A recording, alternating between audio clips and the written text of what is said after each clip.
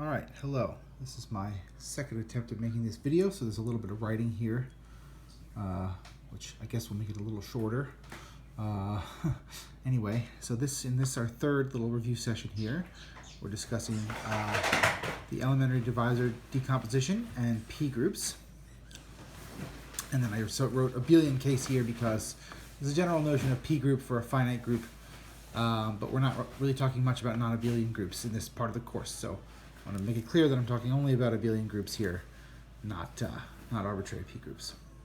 Okay, so picking up from where we were last time, we're talking mostly about finite abelian groups. So I'm going to just fix a finite abelian group for the whole time here. And then I'm going to make the following definition. It's a P group if its order is a power of P. And P here is some prime number. So you fix a prime number and you say a P group is a finite group, in this case finite abelian group, whose order is precisely a positive power of P. Okay, so from our classification of finite abelian groups that we talked about last time, you can deduce the following thing. If you start with a finite abelian group and it's a P group, okay, so if you start with any finite abelian group, it's isomorphic to a product of cyclic groups, and all of the orders of the cyclic groups divide one another. So if A is a P group, then all of these groups have order dividing the total order of the group. The total order of the group is a power of P, so all of these numbers are powers of P. And so all of the sizes of cyclic groups appearing in that decomposition are, they're natural numbers, each one of which divides the next, and all of which divide the total order of the group. So we have that this is true, and we have that n1 is less than or equal, n2 is less than or equal to nr, right? Each one of these divides the next one. When does p to the n1 divide p to the n2? Precisely when n1 is less than or equal to n2, etc. And what's the total size of this group? It's the sum of the total sizes of these. It's the sum of the total orders appearing here, right? So if I have a product of finite groups, the order of the product of groups is the product of the orders, right? So the order of A is the product p to the n1 times p to the n2. Sorry, I said sum a second ago, but I meant product. Now where does the sum come in? The sum comes in here, right? So the total order is, of course, the product of these, and then the sum comes in when you multiply, and that's supposed to be p to the n, so we can demand that n is n1 plus n2 plus nr, right? Oh, sorry, excuse me, I called this number, all right, I like calling this n, so let me actually just slightly change this, no one will know in the final notes. Let's call that n, and then that's consistent. Great. So the order of A is I called it r, but then I used r for something else here. So let me just correct that. Let's call it p to the little n, and then this is all making sense. You have this equality, which is the same as saying this, right? So this little n, which is the size of A, p to the n is the size of A, is the sum of these n1 through nr, right? So if A is a P group of order p to the n, then A has a decomposition like this, right? And conversely, all of these are going to be P groups. So in fact, all right. Well, I'll say that in a minute. So let me note that further to say it the way the book says it, which I think is fine. The exponents n1 through nr are unique. They're uniquely determined by A.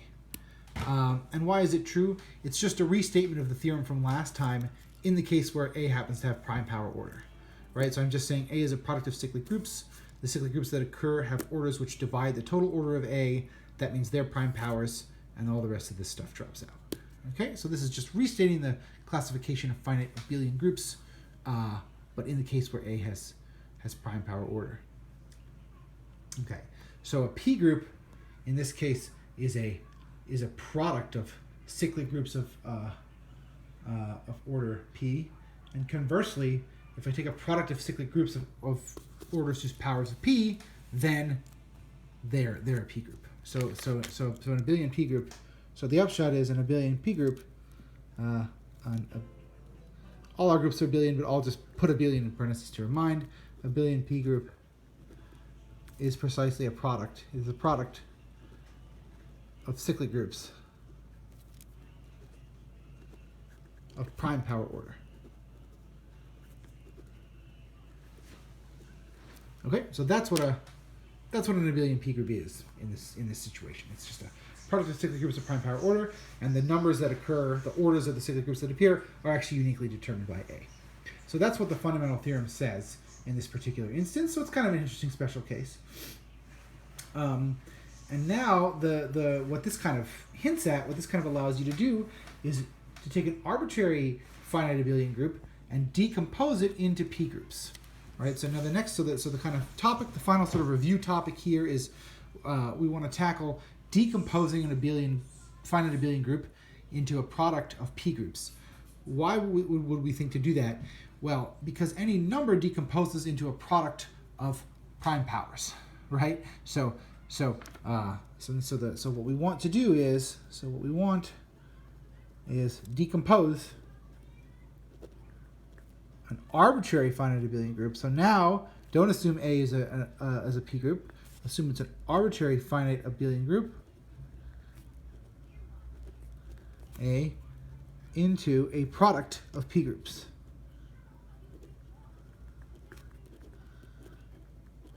Right, in an analogous way to the fact that any number, an arbitrary natural number, can be decomposed into a product of powers which are numbers which are prime powers. Okay, so now we've kind of classified the groups whose orders have prime powers. So then the idea would be, well, maybe you can take an arbitrary finite abelian group and decompose it. And so it turns out that the answer is yes, you certainly can. So yes, you can. So in fact, you definitely can do that. You can do a little bit better. Yeah, the book actually gives the right general theorem. So let's say it this way: theorem. So let a finite abelian group,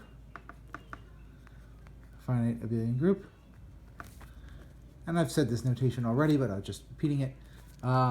Suppose that the order of A, the size of A, can be written as a product of numbers. Let's call them, so the book calls them alpha. I'll stick with alpha. Alpha's fine. Alpha 1 times alpha s, right? And where the alphas are relatively prime. Where GCD of alpha I, alpha j is 1 for all I not equal j, right? So suppose that you've written A as a product of numbers, all of which are relatively prime to each other. So what's the typical example of this? The typical example is when these alpha i's are prime powers. So e.g., alpha I is pi to the ni for a prime pi. That's actually kind of the only interesting case. But whatever. I mean, it's you can say the theorem completely generally. So might as well do that. So the point is that whenever you have this, the idea is that you can decompose A. So decomposition of the size of A into a product of different numbers is going to correspond to decomposition of A itself into different pieces. So this implies that A is isomorphic to a product of groups A1 cross A2 cross AS, where in fact you can define AI is precisely the set of X in A such that alpha I times X is 0. Okay, so these are subgroups. Right. So these are is a subgroup. So you take A and you decompose it into a product of pieces. And what are these pieces? These are canonically defined subgroups, and they're defined to be the things that are annihilated by the alpha I. Right. So the theorem has two claims. This thing is a subgroup, that's a claim, and then A is isomorphic to the product of these things, that's another claim. Okay, I don't know how much to really go off on this tangent. Let me say that this is supposed to be, and in fact it is, something that's extremely similar to the generalized eigenspace decomposition in linear algebra. I'm just gonna let that sit there for a second. So this is, in fact, I will tell you right now that this theorem and the generalized eigenspace decomposition theorem from chapter 7 of your Friedberg, Insel, and Spence book in 416, they are both instances of the exact same theorem. That's a very general. It's a very general phenomenon. So in fact, the way that I want to prove it. So the book gives a proof, which is fine and good, but I'm going to give you a slightly different proof, which relies on the Chinese remainder. I think I'm going to give you the proof that relies on the Chinese remainder theorem. Okay, so I'm going to sketch out a proof for you here. So you can look at Goodman's book, 3.6 here, section 3.6 here, and he gives you a fine proof. Let me sketch out a slightly different proof for you, which uses the Chinese remainder theorem. So, okay, so proof. So first, to check that AI as a subgroup is not hard. So AI is a subgroup. That's easy. I'm just going to put a check mark there. So you just literally check, if I have one thing like this, another thing like this, and I add them, I get a third thing like that. I mean, you just check the standard axioms of a subgroup here in a completely straightforward way. The interesting part is to check this product decomposition. So I'm going to explain the case where there's only two. So it's an inductive proof, right? You can induct on S, and the key case is when S equals 2. So for the decomposition, the key thing to do, S equals 2. And then I'll just write induction in parentheses. So the general thing is an inductive argument starting when S is 2. Okay? So the key case really is to prove it there. Okay. So when S is 2, you have that the order of this abelian group is alpha 1 times alpha 2. So the case we're thinking about is that the number of elements in A is alpha 1 times alpha 2. Okay?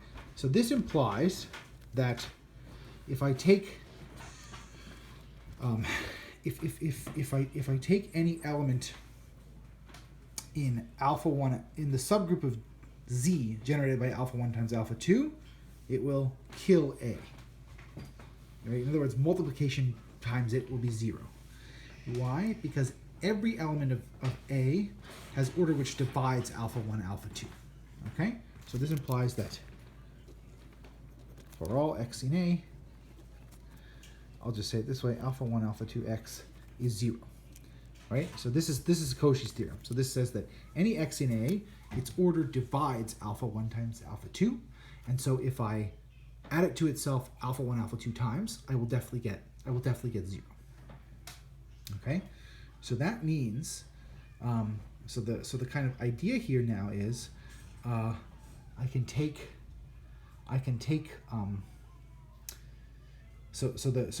let's put it this way. So the Chinese remainder theorem allows me to take any element and write it. Well, maybe the better way to say it is this way. So by the Chinese remainder theorem, by CRT, I can write. So what can we do? What does the Chinese remainder theorem say? So the Chinese remainder theorem says. Maybe I'll back up just for a second. Let's recall the Chinese remainder theorem. I know it's been a few weeks.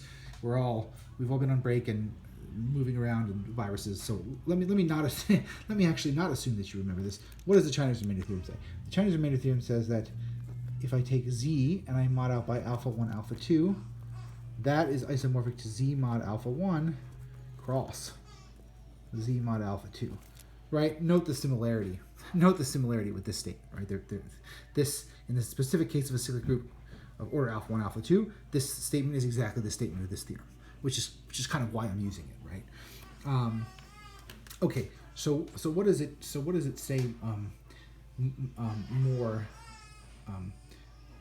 more explicitly, it says that if I go mod alpha 1 times alpha 2, right? If I work inside that ring, then I can take, right? I can take any element of that ring and I can write it in terms of something mod alpha. You know, I can look at the class of any element mod alpha 1 and write it in as that, and the class of any element mod alpha 2.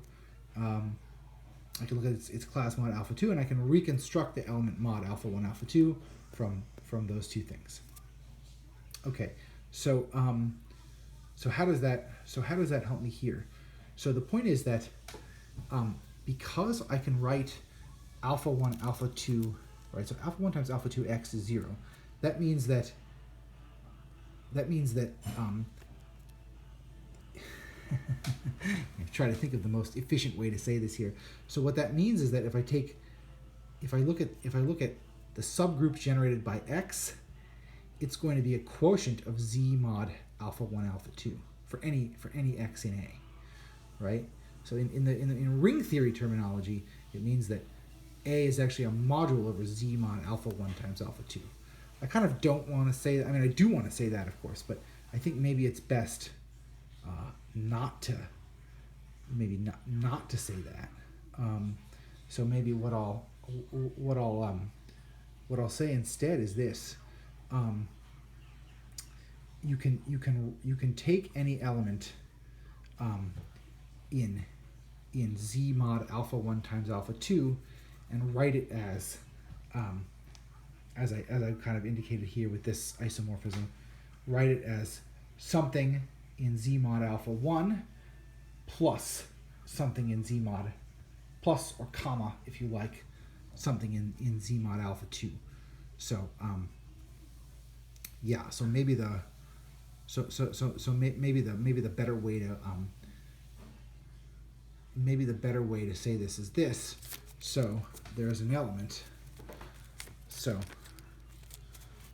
what's the upshot of writing this? So there is an element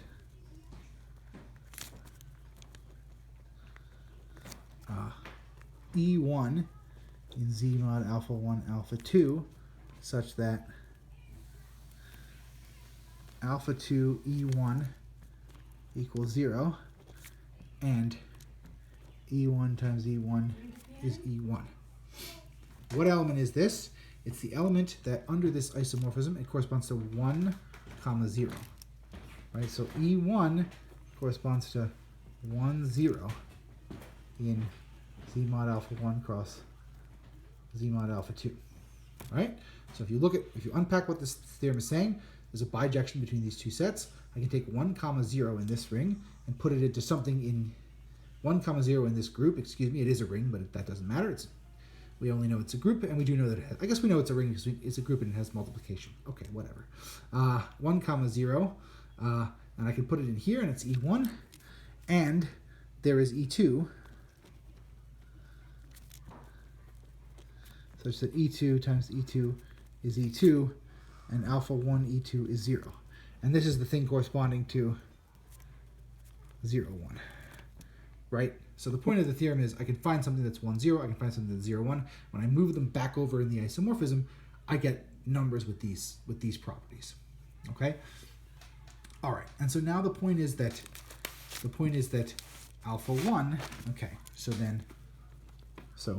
A1 is exactly E1 times A, and A2 is exactly E2 times A. Right? Because, why? Because E1 plus E2, that's 1, 0 plus 0, 1. That's 1, 1, and that's 1. And z mod alpha 1 alpha 2, right? If you unpack this isomorphism, this is corresponding to 1, 0. This is corresponding to 0, 1. When I add up 1, 0, and 0, 1, I get 1, 1, and that's 1 in z mod alpha 1 alpha 2. So E1 plus E2 is 1. So they're two elements. They add to 1. And so if x is in A, so if x is in A, I can write x is E1 plus E2 times X, right? X is 1 times X. That has to be true. And that's E1X plus E2X, right? But E1X is annihilated by alpha 2, and E2X is annihilated by alpha 1.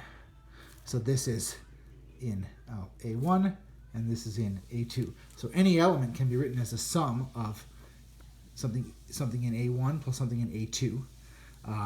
And the first one is E1, so everything is E1 times it, and the second one is E2 times it, right? So maybe I'll also say if X is in A1, then so X is E1 plus E2X is E1X plus E2X is E1X, because this is 0, right? If I'm annihilated by alpha 1, E2 is annihilated. E2 is exactly the thing that lives in Z mod alpha 2, right? So this will annihilate that, and so you'll get that X is E1X. Okay, and similarly for the other factor. All right. Anyway, so just to finish the sketch, that tells you these two things together tell you that anything in X can be written kind of uniquely as something in A1 and something in A2. So these two things together imply that A is isomorphic to A1 cross A2, which is exactly what you needed to prove the theorem. Okay, so that was a bit sketchy, but this is a very general principle that if I have two elements like this, their sum is 1, and their product is 0, and they each square to 1, then you can kind of take your group and just decompose it into pieces based on how these elements act. So, all right. So this is kind of a hint at something that comes much more generally later. But at any rate, certainly in this case, these arguments together prove this, and then there's a little induction that proves the theorem in general. Okay. So that's this decomposition, and now, like I said, there's a kind of a more elementary proof in Goodman's book if you want to take a look at it, but I think this is quote unquote the right proof. I mean, it's a bit sketchy as written, but okay. So the corollary of all this is that you now can take any finite abelian group and decompose it into p groups. So if A is finite abelian group, is any finite abelian group.